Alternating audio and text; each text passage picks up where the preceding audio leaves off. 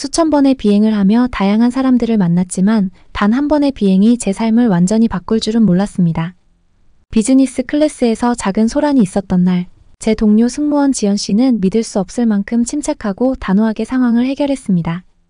그녀의 행동은 단순한 대처 능력을 넘어선 것이었어요. 그 차분함과 강인함 뒤에는 한국이라는 나라와 문화가 있었죠. 그날 이후 저는 그녀가 그토록 자랑하던 한국을 직접 경험해보고 싶다는 마음에 비행기표를 끊었습니다. 서울의 경복궁, 한옥마을, 시장, 골목 곳곳에서 마주한 사람들의 따뜻함과 신뢰는 단순한 여행의 즐거움을 넘어 깊은 교훈이 되었어요. 짧은 만남이 인생을 바꿀 수 있을까요? 제가 그 질문에 대한 답을 찾은 여정을 여러분께 들려드릴게요. 이륙할 때의 느낌을 참 좋아합니다. 비행기가 땅에서 떠오를 때의 그 짜릿함, 엔진이 울리는 소리 아래.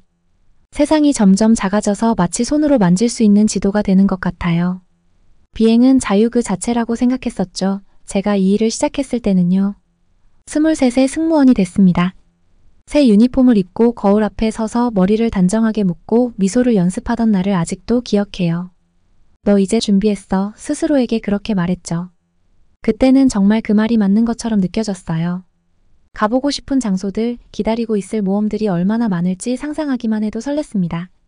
하지만 5년이 지난 지금 이 일은 여전히 모험이긴 해도 제가 처음 생각했던 모습과는 많이 달라요. 제가 하는 만큼 자주 비행하면 세상이 흐릿해져요. 공항, 호텔, 사람들 모두 비슷비슷하게 느껴지죠. 싱가포르에서 깨어났는데 내가 두바이에 있는 게 아닌가 착각할 때도 있어요. 사람들은 제 일이 화려하다고 생각해요. 그리고 가끔은 정말 그래요. 3만 피트 상공에서 보는 일몰, 파리에서 아침에 마시는 커피, 이스탄불의 붐비는 시장을 거니는 건 정말 멋진 경험이거든요. 하지만 사람들이 보지 못하는 또 다른 면도 있어요. 끝없는 피로감, 외로움, 그리고 우리를 사람으로 보지 않는 승객들의 끊임없는 요구 말이에요. 이 일을 하면서 사람들에 대해 많이 배웠습니다. 금속으로 된 튜브 안에 몇 시간 동안 갇혀 있으면 사람들의 좋은 면과 나쁜 면이 다 드러나요. 어떤 승객들은 미소를 지으며 고맙습니다 라고 말하고 비행이 훨씬 가볍게 느껴지게 해줘요. 반면 어떤 사람들은 예의도 없고 화를 내며 마치 지상에 그들의 매너를 두고 온 것처럼 행동해요. 작은 난기류만 있어도 그 사람의 진짜 모습을 알 수 있는 게 참 재미있어요. 제게 모든 것을 바꿔놓은 그 비행도 처음에는 평범하게 시작했습니다. 런던에서 도쿄로 가는 장거리 비행이었어요. 11시간 동안 공중에 머물며 꽉 찬 승객들과 익숙한 동료들. 이런 비행은 익숙했죠. 길고 피곤하지만 관리 가능한 수준이었어요. 승객들을 맞이하고 안전벨트를 확인하고 기내식을 제공하고 모두를 편안하게 해주는 것. 이 모든 게 이론적으로는 간단했습니다. 하지만 비행은 예측할 수 없는 일이 많아요. 몇천 피트 상공에서 무슨 일이 일어날지 아무도 모르는 일이죠. 그날 비행이 평생 잊지 못할 일이 될 줄은 전혀 몰랐어요. 그날은 비즈니스 클래스에 탑승한 한 남자로 시작됐습니다. 그는 피곤한 표정으로 탑승했고 전 세계 공항을 다 다녀본 듯한 낡은 캐리어를 들고 있었습니다. 처음엔 별 문제 없어 보였어요.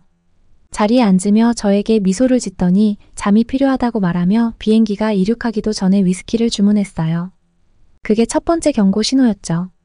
우리가 유럽 상공을 날고 있을 즈음 그는 이미 2잔을 더 마셨습니다. 목소리는 점점 커졌고 몸짓은 느려졌죠. 위스키 한 잔 더. 그는 잔을 들어 올리며 말했어요. 하지만 그 미소에는 진심이 담겨있지 않았습니다. 망설였습니다. 아직 만취 상태는 아니었지만 징조가 보이기 시작했거든요. 훈련받은 대로 미소를 지으며 부드럽게 말했죠. 물을 먼저 드리는 게 좋을 것 같아요. 그의 미소는 금세 사라졌고 눈빛은 날카로워졌습니다. 아니, 위스키라고 했잖아요. 그가 쏘아붙이며 말했어요. 그의 목소리는 다른 승객들이 고개를 돌릴 정도로 날카로웠습니다.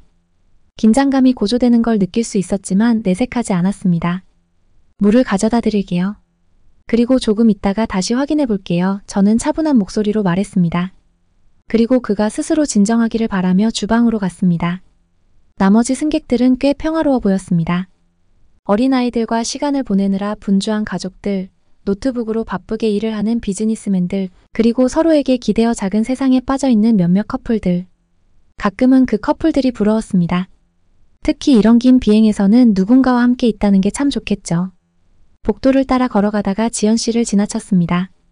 그녀는 우리 승무원들 중 가장 신입이었어요.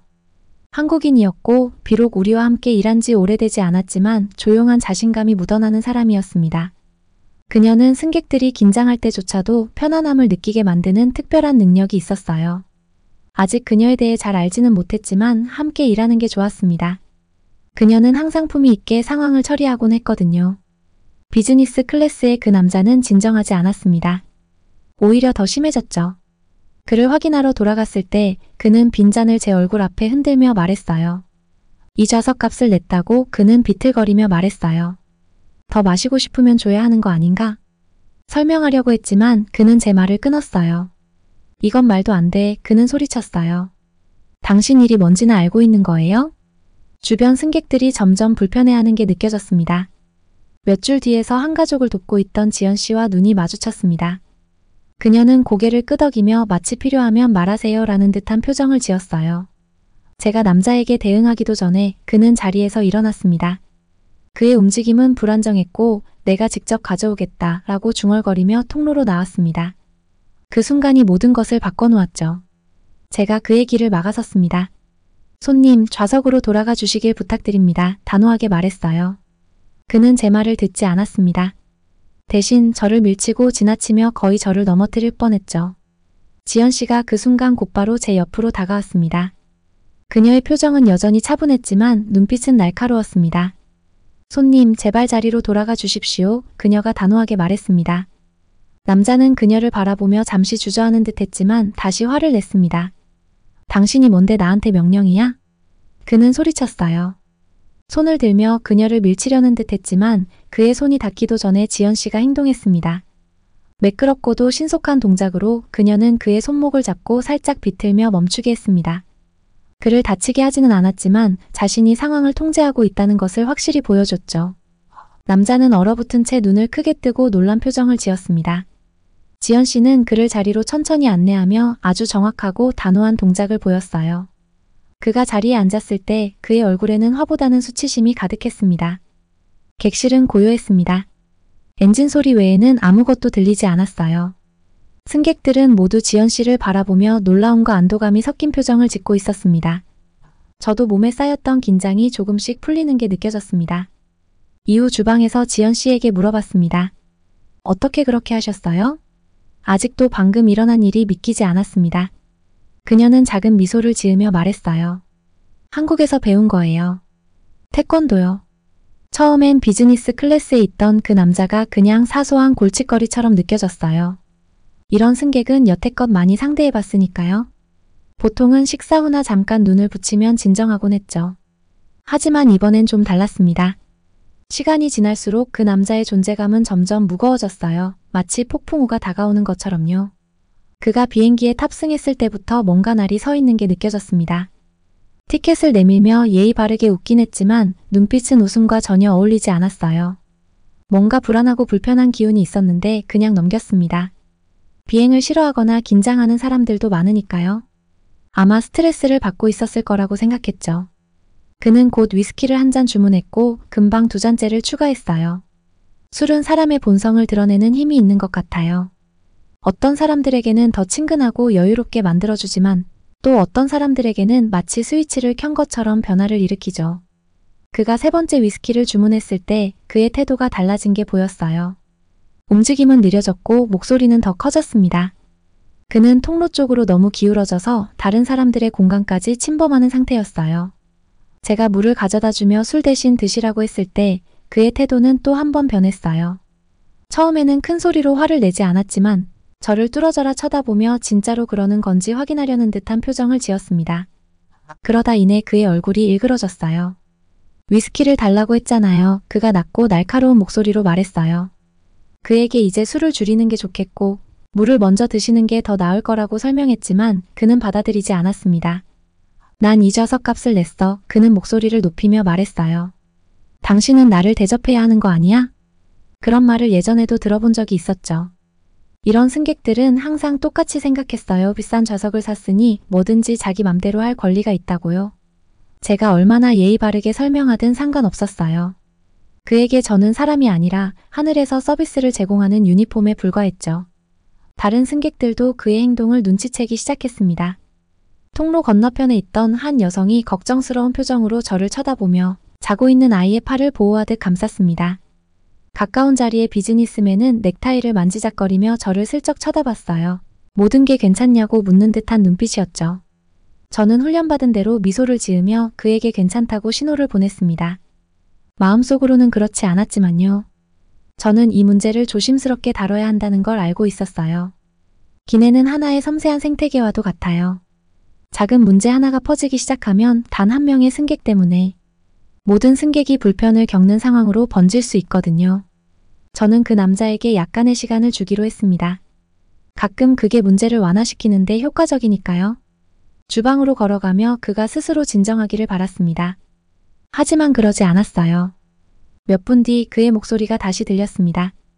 이번엔 더 켰습니다. 비즈니스 클래스를 이용하는 이유가 뭔데? 원하는 것도 못 받는데. 뭐 하러 돈을 내? 그는 비행기 절반이 들릴 정도로 소리쳤어요. 이건 말도 안 되는 일이야. 저는 깊은 숨을 들이마시고 그의 자리로 돌아갔습니다. 손님, 제발 목소리를 낮춰주세요. 차분하고 전문적인 태도를 유지하려 애쓰며 말했어요. 다른 승객분들에게 불편을 드리고 계십니다. 그는 의자에 몸을 기대며 두 팔을 꼬고 삐친 아이처럼 앉았습니다. 아마 다른 사람들이 당신을 더 불평해야 할 걸 그는 투덜거리며 말했어요. 쉬운 일이 아니겠구나 싶었습니다. 비행이 절반쯤 지나갈 무렵 그의 행동은 점점 더 심해졌습니다. 그는 자리에 앉아있기를 거부했고 통로를 왔다 갔다 하며 다른 승객들과 부딪혔어요. 제가 그를 자리에 돌아가게 하려고 했을 때 그는 저를 지나쳐가며 뭐라 중얼거렸습니다. 제 인내심은 점점 한계에 다다랐지만 내색하지 않으려 애썼습니다. 이 일에서 화를 내는 건 항상 상황을 더 악화시키기 때문이죠. 지연 씨가 상황을 눈치채고 주방 근처로 다가왔습니다. 도움이 필요하세요? 그녀는 조용히 물었어요. 목소리는 차분했지만 그 속에는 제가 미처 알아차리지 못했던 힘이 담겨 있었어요. 저는 고개를 끄덕이며 그녀의 존재가 얼마나 고마운지 느꼈습니다. 우리는 함께 그 남자에게 다가갔습니다. 지연 씨가 먼저 말을 꺼냈습니다. 손님, 본인과 다른 승객들의 안전을 위해 자리로 돌아가 주셔야 합니다. 그는 그녀를 향해 몸을 돌리며 얼굴이 붉어진 채로 말했어요. 당신이 뭔데 나한테 이래라 저래라야? 그녀의 표정은 변하지 않았습니다. 저는 승무원입니다. 그리고 모두의 안전을 지키는 게 제 역할입니다. 그녀는 단호하게 말했어요. 그 남자는 한 발 더 다가서며 공격적인 태도를 보였습니다. 제 심장은 점점 빨리 뛰기 시작했어요. 객실을 둘러보며 누군가가 도와주기를 바랐지만 다른 승객들은 얼어붙은 듯 눈을 크게 뜨고 상황을 지켜볼 뿐이었어요. 그리고 그 일이 벌어졌습니다. 그 남자가 손을 들어 지연 씨를 밀치려고 했습니다. 제가 반응하기도 전에 그녀가 움직였어요. 너무 빨라서 제가 거의 보지 못할 정도였어요. 한순간 그의 손이 공중에 있었고 다음 순간 그녀는 그의 손목을 뒤로 꺾어 그를 자리로 안내하고 있었습니다. 그녀의 몸짓은 믿을 수 없을 정도로 작은 체구에서 나올 수 없는 힘을 보여줬어요. 그녀의 움직임은 정확하고도 침착했어요. 마치 수백 번 연습한 동작을 완벽하게 소화하는 무용수 같았죠. 그녀는 그를 다치게 하지 않았지만 그녀가 상황을 통제하고 있다는 걸 분명히 했습니다. 그 남자는 무겁게 의자에 앉았고 얼굴에는 화와 수치심이 뒤섞여 있었습니다. 그는 무언가를 말하려 했지만 지연 씨가 먼저 입을 열었어요. 자리에 앉아 계십시오. 그녀는 단호히 말했습니다.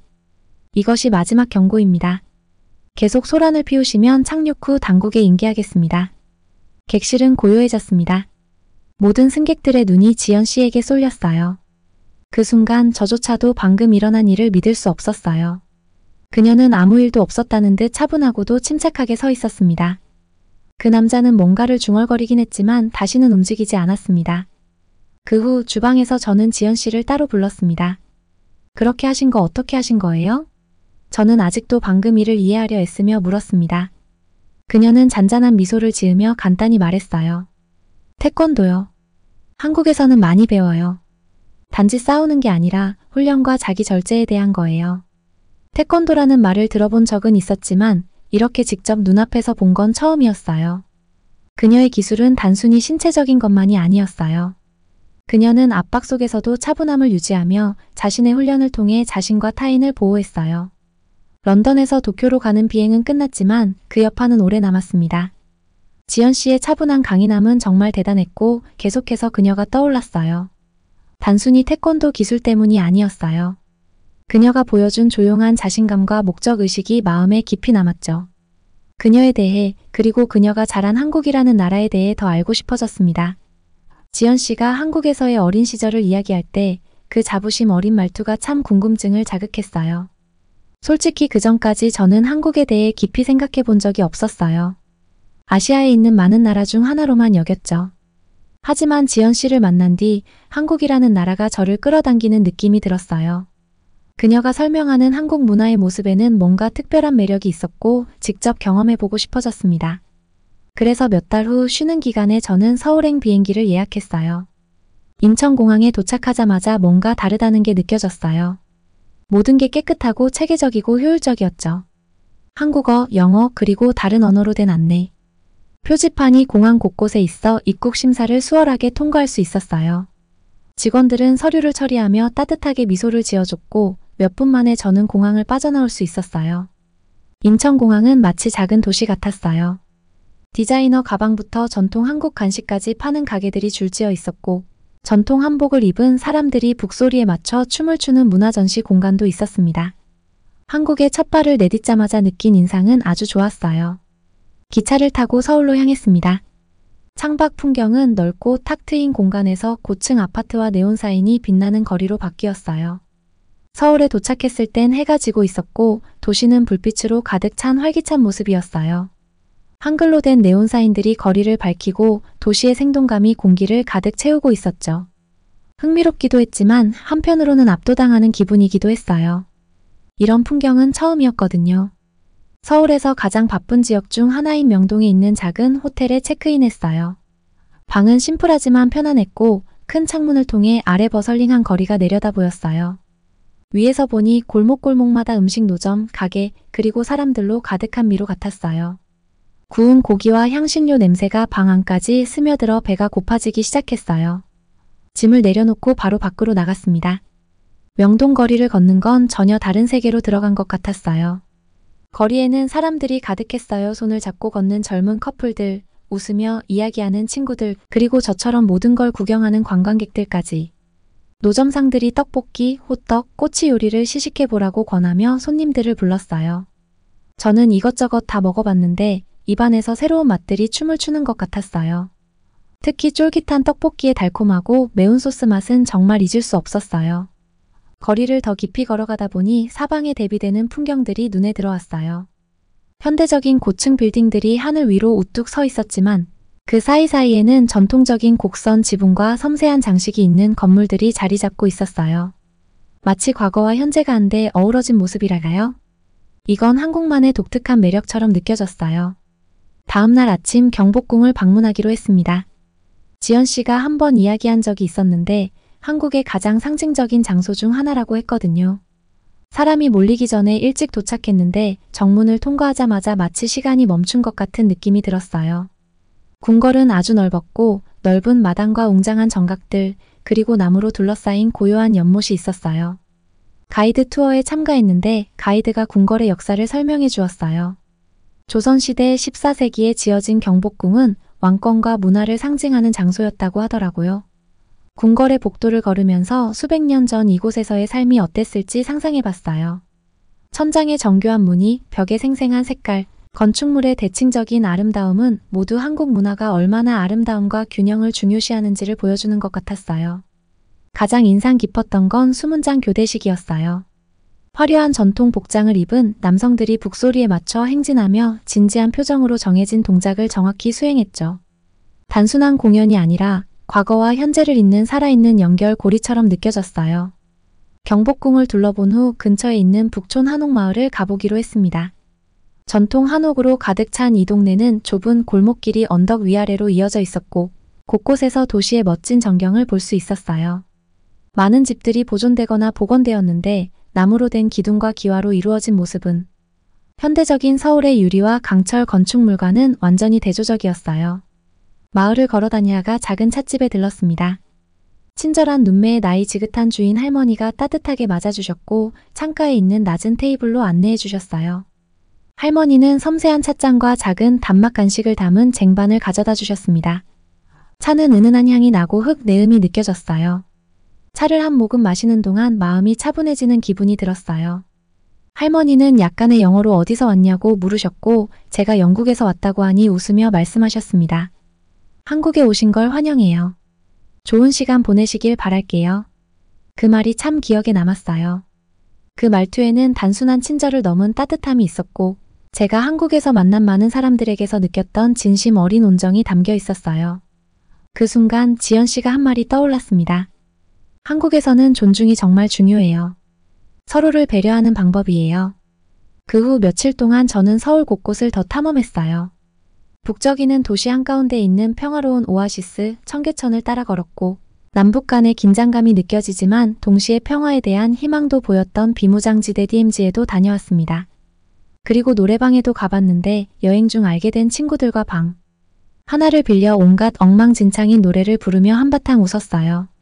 하지만 제가 가장 사랑했던 건 음식이었어요.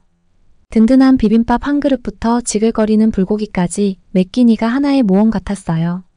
어느 날 밤 한국식 바비큐를 하는 식당에서 현지 사람들과 합석하게 됐는데 상추에 고기와 마늘, 쌈장을 얹어 싸먹는 방법을 알려줬어요. 강렬하면서도 따뜻한 맛이었고 낯선 사람들과 식사를 나누는 경험은 정말 특별했어요. 여행이 끝날 무렵 저는 한국이 가진 매력을 제대로 알기엔 아직 부족하다는 생각이 들었어요. 이 나라는 제가 기대했던 것보다 훨씬 더 많은 것을 품고 있었어요.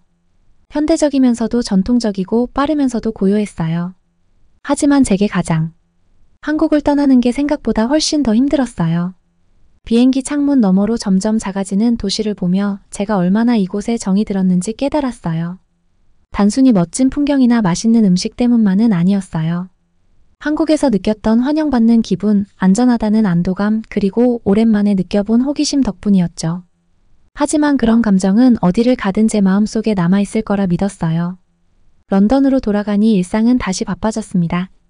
비행, 경유, 호텔 생활로 가득 찬 날들이 이어졌죠. 그런데도 한국이 자꾸 떠올랐어요. 그곳에서 경험했던 따뜻함과 배운 교훈들이 머릿속을 떠나지 않았습니다. 그 중에서도 가장 큰 깨달음은 바로 신뢰의 중요성이었어요. 몇 달 후 저는 두바이에서 런던으로 가는 비행을 하게 됐습니다. 꽉 찬 노선이라 승객들도 각국에서 온 사람들이었고 승무원 팀도 다양한 국적의 사람들로 구성되어 있었어요. 이런 점이 제가 이 일을 좋아하는 이유 중 하나였죠. 우리는 모두 각자의 독특한 관점과 강점을 가지고 팀을 이루었으니까요. 그날 비행에서도 제 동료 중 한 명은 지연 씨였어요. 스케줄표에서 그녀의 이름을 볼 때마다 마음이 편안해지곤 했습니다. 그녀의 존재만으로도 뭔가 모든 게 괜찮아질 것 같은 기분이 들었어요. 그녀는 단순히 능숙한 승무원일 뿐만 아니라 어떤 상황에서도 차분함을 유지하는 능력이 있었죠. 그녀를 보면 제가 한국에서 느꼈던 차분함과 존중의 분위기가 떠오르곤 했어요. 비행은 순조롭게 시작됐습니다.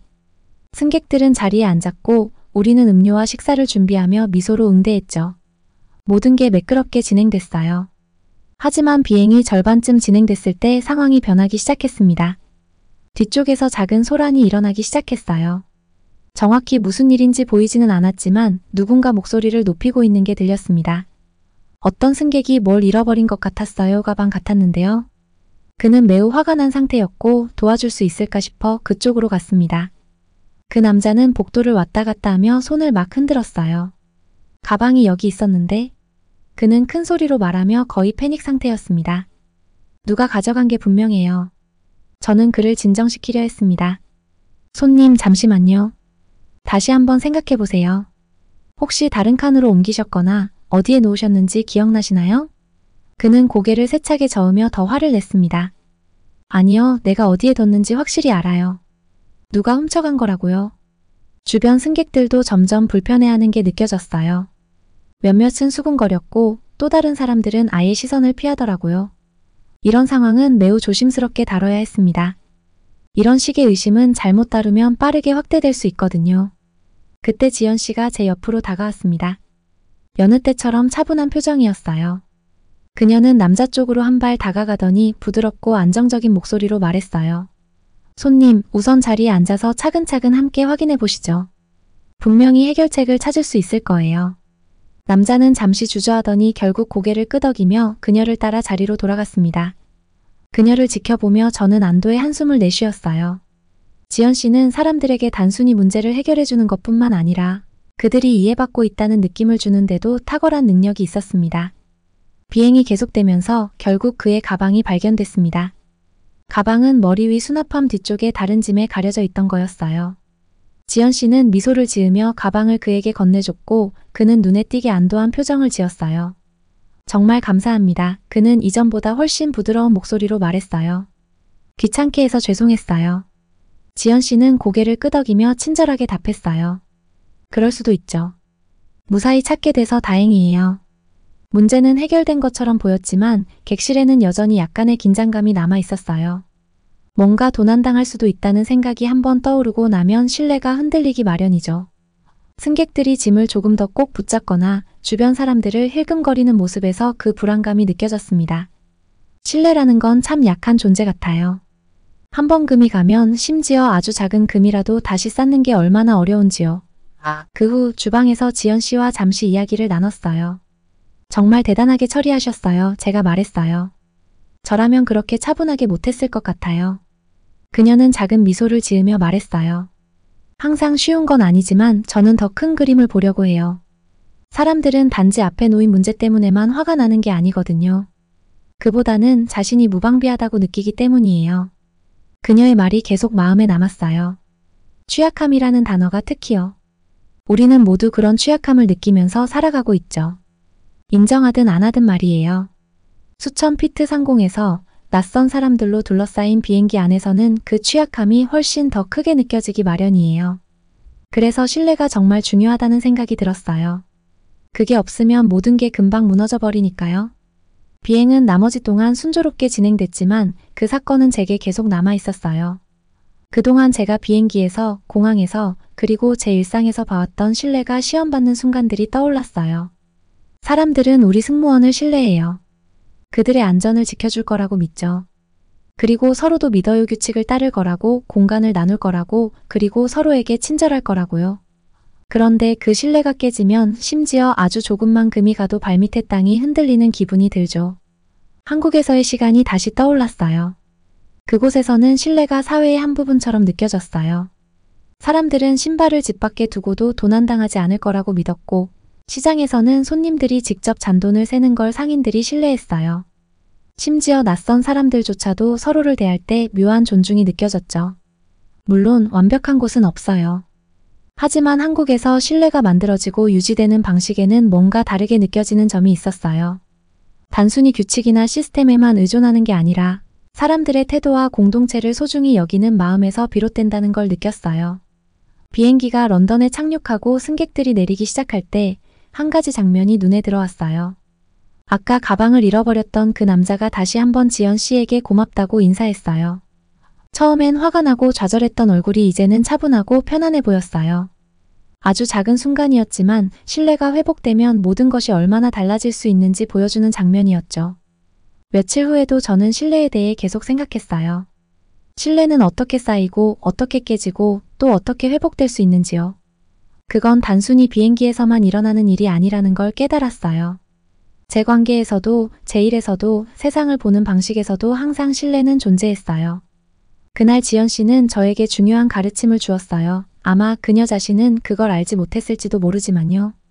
그녀는 신뢰가 단지 큰 약속이나 거창한 행동에서 나오는 게 아니라는 걸 보여줬어요. 신뢰는 작은 순간들에서 만들어졌어요. 누군가의 이야기를 들어주는 태도, 문제를 다루는 방식, 그리고 상대방이 소중하다고 느끼게 해주는 행동들 말이죠. 돌이켜보면 한국에서의 시간이 저에게 특별했던 이유도 그런 점 때문이었던 것 같아요. 단순히 제가 방문한 장소나 경험한 것들 때문만은 아니었어요. 한국에서 사람들과의 작은 교류 속에서 제가 느낀 가치, 존중, 그리고 신뢰가 정말로 깊이 와닿았어요. 그건 제 직업뿐만 아니라 제 삶의 방식에도 큰 영향을 줬어요. 다음 비행을 준비하며 저는 새로운 사명감을 느꼈어요. 제 일이 단지 음식을 제공하고 문제를 해결하는 것만이 아니라는 생각이 들었어요.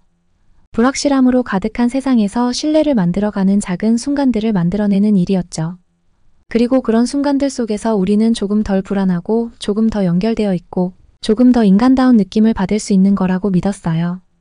그날 이후로 저는 신뢰를 더 소중히 여기게 됐고 제가 만나는 사람들과의 작은 순간들이 가진 힘을 이해하게 됐습니다. 그것이 바로 한국에서 배운 가장 중요한 교훈이었고 평생 잊지 못할 선물이었습니다. 즐겁게 보셨다면 구독과 좋아요 부탁드립니다. 여러분의 관심은 영상 제작에 큰 힘이 됩니다. 오늘도 즐거운 하루 되세요. 감사합니다.